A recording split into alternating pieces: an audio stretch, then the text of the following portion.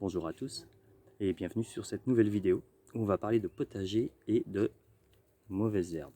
Alors évidemment, mauvaises herbes, vous me connaissez un petit peu, vous savez que moi, il n'y a pas vraiment de mauvaises herbes puisque les plantes sauvages ont toute leur place, toute leur utilité. Mais c'est vrai que dans un potager, ça peut être un problème, ça peut être gênant. J'essaie de trouver dans ma pratique toujours l'équilibre entre ce qui est juste d'enlever, de laisser, de tailler, de rabattre, et tout simplement de le laisser pousser à la fois pour des intérêts de biodiversité, de rafraîchissement du sol, mais aussi pour la consommation. En fait, plus je me détends par rapport aux mauvaises herbes, par rapport aux plantes sauvages qui poussent dans le jardin, plus j'en tire des bénéfices. Donc la première chose, si on laisse un peu pousser des mauvaises herbes dans son jardin, on crée un microclimat au niveau du sol. Donc moi, j'ai fait beaucoup de paillage, donc la fraîcheur du sol et l'humidité du sol sont gardées par le paillage, mais ça peut rentrer en association avec les herbes qui poussent à travers le paillage ou à côté du paillage, parce que non seulement ces plantes-là vont faire un couvert, mais aussi vont venir avec tous les insectes et tous les auxiliaires euh, qui vont avec, on va dire. C'est-à-dire que certaines plantes sont butinées par un seul insecte, et ce seul insecte va pouvoir peut-être interagir avec des légumes dans mon jardin ou me débarrasser d'un nuisible que je ne désire pas avoir dans mon jardin parce qu'il ravage mes cultures.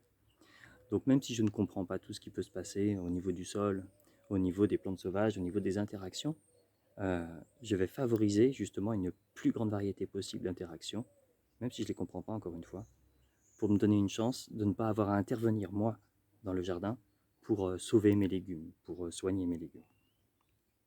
Donc ça c'est un aspect. Le côté couvert végétal, on peut aussi voir que à chaque fois qu'une plante pousse dans le jardin, elle capte de l'énergie, elle capte des nutriments, etc. Donc finalement, le côté je capte l'énergie du soleil, d'une manière ou d'une autre, ça va revenir au sol, puisque moi, de toute façon, euh, toute matière végétale reste dans le jardin. Je les mets en paillage, etc. Donc ils nourrissent le sol. Une plante sauvage qu'on va laisser pousser et qu'on va mettre dans son paillage sera plus efficace que de la paille qu'on va amener de l'extérieur. Tout simplement parce qu'elle sera plus riche, elle apportera plus de nutriments, elle aura fait tout un travail de captage des nutriments et de la lumière solaire et du dioxyde de carbone qu'elle va restaurer, qu'elle va restituer au sol. L'autre aspect très avantageux pour moi des plantes sauvages, c'est leur comestibilité ou leur utilité d'un point de vue médicinal. Donc là, dans cette vidéo, je vais vous parler de la comestibilité des plantes. Tout simplement, à l'état sauvage, on a beaucoup de plantes qui sont comestibles. Et l'endroit le plus proche où l'on peut voir des plantes sauvages, quand on a un jardin, c'est le jardin. Quand on a un potager, on bouge la terre. Et dès qu'on bouge la terre, on remue les graines. On met les graines à nu. On leur donne la possibilité de pousser. Donc on cherche à faire pousser des légumes, mais en même temps, on crée des opportunités, des conditions idéales pour faire sortir des plantes sauvages. Et dans ces plantes sauvages, on a beaucoup de plantes comestibles. Alors plutôt que de s'acharner à tout enlever systématiquement, parce que ça reste beaucoup dans les mentalités encore, d'enlever toutes les mauvaises herbes d'une manière ou d'une autre, eh ben, peut-être qu'on peut jouer avec elles. C'est-à-dire peut-être qu'on peut en tirer bénéfice aussi. Donc là, dans cette vidéo, je vais vous parler de ça. Là, on est fin août, on est pas loin de Montélimar, dans le sud. Il fait encore des températures entre 30 et 35 presque tous les jours. Et le fait d'arroser les endroits que je cultive, que je n'arrose pas tout mon jardin, j'arrose juste les endroits que je cultive, et ben ça fait naître énormément de plantes sauvages. Il faut savoir que le fait d'arroser dans son jardin, on crée des situations qui correspondent dans la saison à la situation du printemps, c'est-à-dire en termes d'humidité, et aussi de l'automne. C'est-à-dire que cette vidéo, quelque part, elle anticipe les pluies qui viennent à l'automne, puisqu'en fait, à partir du moment que vous avez de la pluie qui va revenir dans votre jardin, les plantes sauvages vont venir spontanément. Surtout que cette année, beaucoup de jardins ont été grillés, vous avez beaucoup de graines sur votre terrain qui n'attendent qu'une chose, c'est la pluie. Et la pluie, elle les faire germer, donc c'est la situation d'automne, et vous avez potentiellement énormément de plantes que vous allez pouvoir déguster dans votre jardin. Pas seulement le potager, mais le jardin de manière générale. Juste un point, en fait, on a tendance à penser que c'est très compliqué de reconnaître les plantes sauvages. Donc là, il n'y a pas de lézard, ça s'apprend avec le temps. Cette année, j'avais quelqu'un en formation qui me disait, mais comment tu fais pour reconnaître telle plante, semée ou sauvage, au stade juste de feuilles quand ça sort juste de la graine? Je dis, ben, il n'y a pas de secret, en fait, c'est juste la pratique. La pratique, l'expérience, l'observation. Après, on peut étudier, il y a des bouquins pour ça, hein, ça existe en agriculture, reconnaître toutes les plantes sauvages aux différents stades de leur végétation. les adventices. Après voilà, on observe, on regarde. Quand vous avez semé une fois des tomates chez vous, vous savez à quoi ça ressemble l'année suivante. Du basilic, c'est pareil, l'haricot, etc., etc. C'est pareil avec les plantes sauvages. Vous observez, vous les laissez se développer un petit peu et vous voyez lesquelles sont comestibles ou non. Deuxième point très important, et là vous pouvez vous référer à une autre vidéo que j'ai pu faire sur les précautions à prendre, les principes de cueillette et de précautions à prendre pour tout ce qui est plantes sauvages. Donc le principe de base absolument fondamental, c'est si vous ne savez pas ce que c'est à 100%, vous ne cueillez pas, vous ne mangez pas. Voilà. Donc voilà, là je vais vous présenter quelques plantes qui sont intéressantes. Voilà, vous les intégrez à des salades.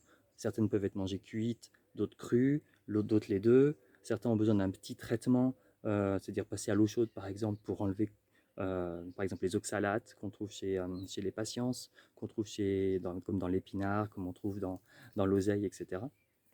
Et donc ça peut être intéressant de les passer à l'eau chaude pour les faire cuire. Ça enlève une grande partie des oxalates, donc leur côté nocif, qui reste assez léger à petite dose, est supprimé. Petit trou de mémoire. Donc voilà, ne prenez pas de risque tout simplement à prendre des plantes en disant « Oh, ça ressemble là ». Voilà, et chaque année, il y a des gens qui meurent parce qu'ils ont pris une plante qui ressemblait à une plante qu'ils pensaient être comestible. La liste est longue. Donc voilà, ça peut être intégré à des salades. Nous, on aime beaucoup les salades de lentilles et plantes sauvages, avec du sarrasin, du riz. Enfin, il y a plein de choses qui sont possibles, ou tout simplement des salades vertes. La précaution à prendre, et ça je le répète, c'est que évitez, si vous n'êtes pas habitué à manger des plantes sauvages, qui sont hyper nutritives, qui peuvent être aussi laxatives, d'en mettre beaucoup dans vos salades habituelles, tout simplement parce que vous risquez d'être un petit peu écœuré par le goût, même si ce n'est pas un goût désagréable, et la force du goût.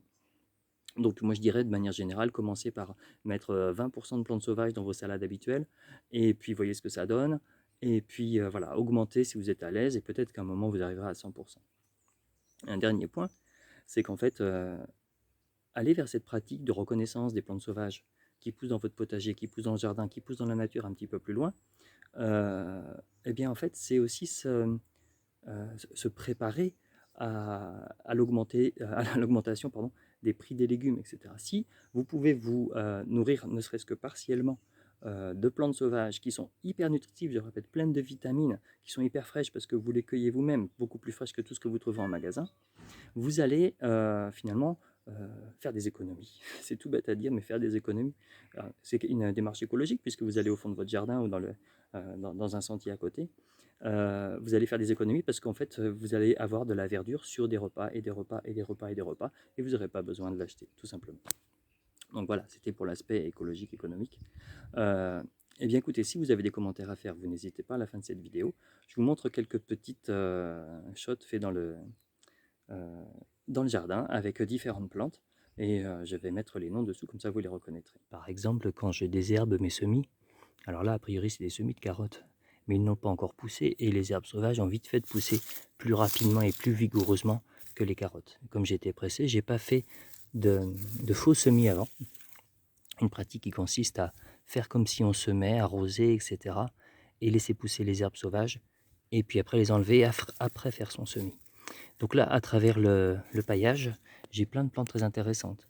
Là, j'ai de la fameuse amarante dont j'ai pu parler dans une autre vidéo. On a beaucoup de pourpier ici. Alors le pourpier, c'est vraiment délicieux. C'est croquant. C'est un tout petit peu gluant, mais c'est une saveur un petit peu acidulée, très agréable. J'ai aussi, qui pousse ici et là, comme ici. Alors ça, c'est de la bourrache. Et les jeunes pousses de bourrache aussi sont délicieuses, avec un très joli, très agréable goût d'huître. Et par contre, il ne faut pas en manger des tonnes. Hein. Il y a de la toxicité, il y a de la borragine au bout d'un moment qui va vous faire du mal. Donc à manger en quantité raisonnable. À travers mon paillage plus épais, je vais aussi avoir des apparitions de plantes qui sont souvent considérées comme des mauvaises herbes, mais qui, bon, là, dans ce cas-là, je vais les laisser. Je vais enlever celles qui m'enquiquinent et je vais laisser certaines plantes qui m'intéressent. Comme ici, on a la patience violon. C'est une toute petite patience qui ne fait pas des grandes feuilles comme les patiences obtuses ou crépus, et en fait qui a un goût beaucoup moins amer que les autres patiences, donc qui est acidulé, très légèrement acidulé. Voilà, on va manger toute la feuille. En général, on va enlever la nervure centrale qui est un petit peu plus coriace, Mais vu ce qu'il y a dans le jardin ici, il y a de quoi se faire des belles salades. Alors crues ou cuites, c'est vraiment très bon. Ici, je désherbe un semis de mâche. Alors là, on a de la mâche qui pousse à travers un petit peu. Je ne sais pas si vous la voyez. Ici aussi, par exemple. L'intérêt aussi de laisser pousser un petit peu les herbes sauvages en dehors du paillage que je laisse autour, c'est que ça fait un petit peu une atmosphère humide qui protège le semis. La mâche est quand même sensible au dessèchement en surface du sol, et vu qu'on est encore à des températures au-dessus de 30 très régulièrement, j'ai laissé pousser ces herbes sans intervenir trop tôt. Par contre, là ils annoncent de la pluie dans les jours à venir, donc là je désherbe pour que la, la mâche puisse en profiter au maximum. Ce que je trouve particulièrement intéressant dans cette pratique, c'est qu'en fait, je vais avoir une récolte de mâche, mais avant, comme ici, je vais avoir une récolte de salade hyper vitaminée, concentrée en minéraux et en nutriments en tout genre, avant d'avoir ma récolte de mâche. Comme ici, j'associe la récolte de mâche, donc j'ai une ligne de carottes, une ligne de mâche, une ligne de mâche. La mâche va pousser à l'ombre des carottes, sans être en concurrence avec les carottes. C'est-à-dire que finalement, je peux associer des cultures classiques de potager avec la culture des soi-disant mauvaises herbes et bénéficier de tout ce que ça peut apporter. Dans ce coin du jardin qui devrait être désert et tout desséché, je profite de l'arrosage automatique de mon jardin qui déborde un petit peu. Et vous voyez qu'avec un petit peu d'eau régulièrement, un jardin ça n'a rien à voir. Là tout particulièrement on a la fameuse amarante. Voilà, il y en a plein. Donc là effectivement, cru quand c'est tendre, cuit quand c'est un peu plus coriace, c'est un bon substitut d'épinards. Là, on retrouve notre ami le pourpier, qui est très intéressant parce qu'en fait, c'est une plante qui a une végétation très particulière. C'est vraiment la plante des sols chauds et secs. C'est une des rares plantes qui va pouvoir survivre sur un sol nu, sec et chaud, même en temps de canicule. En fait, j'ai appris récemment qu'elle avait la capacité, non pas qu'elle avait la capacité, mais qu'elle avait dans ses feuilles deux types de chlorophylle. La chlorophylle classique de toutes les plantes qu'on a autour de nous et la chlorophylle des cactus. Ce qui lui permet, c'est une plante grasse, hein, ce qui lui permet de résister à des températures extrêmes et des sécheresses extrêmes. On a aussi d'autres petites plantes intéressantes. Là, derrière, on a l'oxalis. Alors l'oxalis, on l'appelle aussi l'oseille des bois, c'est acidulé, hein, comme de l'oseille. Et donc ça donne vraiment un parfum citronné et acidulé aux salades. Il ne faut pas en mettre de trop, parce que comme la patience aussi, elle contient des oxalates. Donc oxalis, oxalate, c'est acide, ça perfore les parois de l'intestin. Si on en prend de trop, voilà. Et donc maux de ventre au rendez-vous, bien évidemment. Là, on a quelque chose qui est vraiment considéré souvent comme une plante invasive et